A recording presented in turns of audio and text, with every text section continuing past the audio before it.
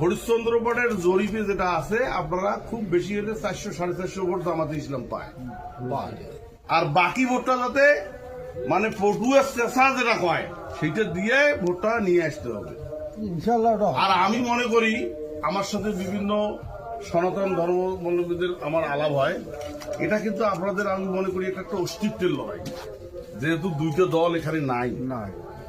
আর এখানে জামাত যেটা চাচ্ছে সেটা হইলো আওয়ামী লীগ পিটিয়ে ভোটটা নিবে চাইছে, এইটা আমরা করতে পারি না। আপনাদেরকে এটাও আমি অবগত করাইলাম যে ইনশাআল্লাহ আওয়ামী লীগের কোন লোক ধরপাকড়ের শিকার হবে না, এই কাজ আমরা অব্যাহত রাখছি। যে আলাপটা আমি এর মধ্যেই করে নিলাম, এর মধ্যে হয়তো দেখা গেল ডিএসজি সাহেবও এসপিকে বলে দিচ্ছে। কাজে এখানে কোনো ভয়ের কোনো আশঙ্কা নাই। কোন জামাতি ইসলামের কোনো ভাই যদি কোনো সনাতনদেরকে ভয়ভীতি দেখায় তা আপনারা আমাদেরকে, যেমন ইউনিয়নে আমি আছি এখানে আমাকে বলবেন, বাবুর নাম্বার থাকবে, তাদেরকে জিজ্ঞাসা তারা প্রতিনিধিত্ব করবে দলটাকা, তাদের সাথে তাকে অবগত করাবো। আমার মনে হয় যে এক চুলো আমার জানা মতে আপনারা তারা ক্ষতিও করতে পারবে না এবং আপনারা আতঙ্কিত হবেন না ইনশাআল্লাহ। এই আমার এই বক্তব্যের সাথে আপনারা কি একমত আছেন? আমার অনুরোধ থাকবে, এই হরিশ্চন্দ্রপাড় একটা ঐতিহ্যবাহী এলাকা, আপনারা ভোটের দিন, এই ভোটের দিন আর বেশি দিন নাই, আজকে হলো 7 তারিখ, ক্যান্ডিডেট বেরার পাবে বোধ হয় 21 তারিখ থেকে, 20 কি 21 তারিখ থেকে। তা আমার অনুরোধ থাকবে, নিজ মনে করি আপনারা নিজেই মনে করবেন সৈয়দ আলী আমি ভোটটা আমাদেরকে ধানের শিশি দিতে, ধানের শিশি দিলে কি হবে আপনারা বিভিন্ন ইয়াতে বলে দেখতেছেন, এই যে ইয়াতে দেখতেছেন, এই যে ফেসবুকে কিছু তারেক রহমান যে পরিকল্পনা নিছে, এই পরিকল্পনায় দেশ অনেক দূর এগিয়ে যাবে ইনশাআল্লাহ। এবং আমরা যেমন এই যে মহিলা মাইসব বুঝায় জামাত ইসলামের যেমন একটা ভাওতাবাদী, আমরা ধর্মের নামে ব্যবসা শুরু করছি, দেখবেন এরপরে কি হবে। তারেক রহমান যেটা করতেছে সেটা বাস্তবে দেখে দিবে, যেমন মহিলাদের একটা কার্ড করবে 2500 টাকা একটা কার্ড, তারা ওটা খরচ করবে।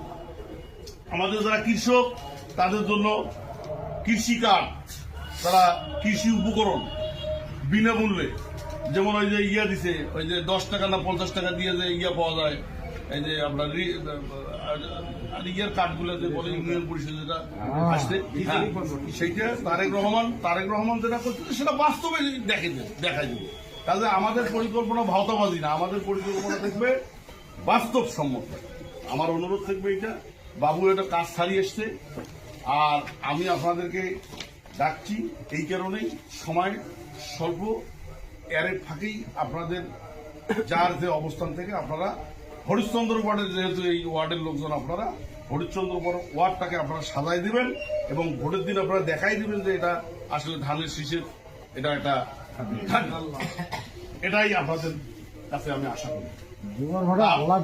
আমার এই সংক্ষিপ্ত আমার এই কথাটুকু, আপনারা যদি আমাকে ভালোবাসেন, আপনারা তো চান যদি আমি ভালো থাকি আপনারাও ভালো থাকেন।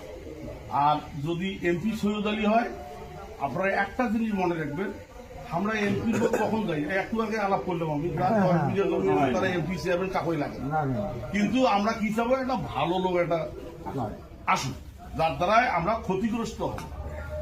আর আমাদের কর্তৃপক্ষ যে আছে, আমরা এখনই আশঙ্কা করি যে তাদের দ্বারা আমাদের ক্ষতি হইতে পারে, নাকি খারাপ করলাম, আমরা তাদের দ্বারা ক্ষতিগ্রস্ত হইতে পারি। এখনো এমপি হয় নাই, সব প্রতিষ্ঠান দখল করা শেষ। ফুটোমারা যদি এরা দখল না করতো, ফুটোমারা সব প্রতিষ্ঠানের আমাদের সভাপতি করতে চাইছে, বা আমাদের দলীয় লোকজনকে তারা চাইছে।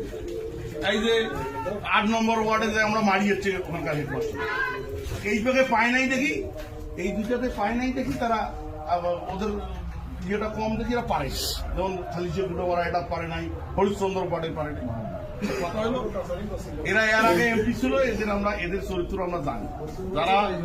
যারা এই ধর্মকে ব্যবহার করিয়া যারা রাজনীতি করতে চায়, এটা বেশি দূর যাবে, এটা ইনশাআল্লাহ।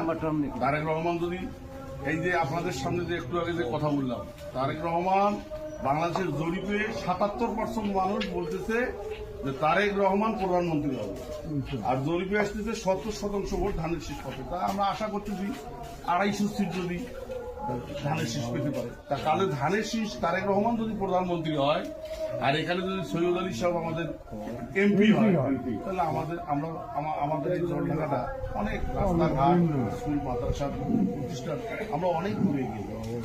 যাই হোক, রাইড হয়ে গেছে।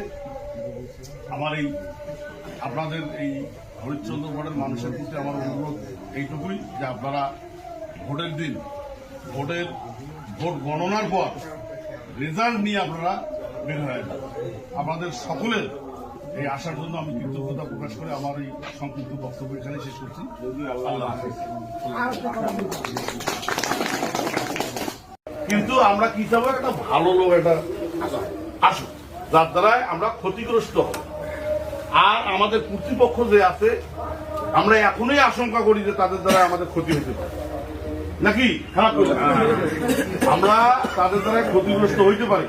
এখনো এমপি হয় নাই, সব প্রতিষ্ঠান দখল করা শেষ। ফুটোমারা যদি এরা দখল না করতো, ফুটোমারা সব প্রতিষ্ঠানের আমাকে সভাপতি করতে চাইছিল বা আমাদের দলীয় লোকজনকে তারা চাইছিল।